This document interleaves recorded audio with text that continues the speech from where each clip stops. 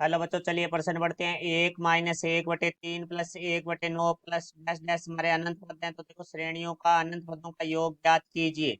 मुख्य अवधारणा। तो हमारा जो प्रश्न है वो श्रेणी से संबंधित है। देखो, यदि हमारी श्रेणी, यदि ये गुणोत्तर श्रेणी होती है तो देखो, गुणोत्तर श्रेणी के जो हमारे अनंत पद हैं उनका जो योगफल है एस अनंत है, वो हमारा होता है A/1 - R। आर का मान है वो हमारा 1 से छोटा होता है। तो देखो, यहाँ जो ए है वो हमारा होता है प्रथम पद। आर होता है वो हमारा होता है सारो अनुपात, जो कि A/2 होता है। गुणोत्तर श्रेणी वह श्रेणी है जिसके क्रमागत दो पदों का जो अनुपात है वो हमारा समान रहे।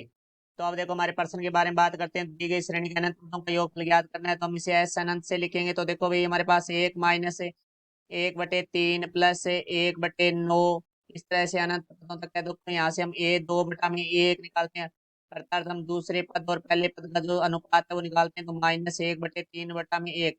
तो -1/3 को 1 से भाग देंगे तो हमारे पास आ जाएगा -1/3। अब हम A3/A2 निकालते हैं। तो A3 का जो मान है वो हमारा है 1/9/A2 का मान है वो हमारा एक -1/3। तो देखो, इसको हल करेंगे तो हमारे पास आएगा 1/9 गुणा में -3/1, क्योंकि बटा में से संख्या है ऊपर गुणा में आएगी तो संख्या अंश हर में बदल जाएगा और हर है वो अंश में बदल जाएगा। तो यहाँ से 3 से काटेंगे, 3 × 1 = 3, 3 × 9। तो यहाँ से हमें प्राप्त होगा -1/3।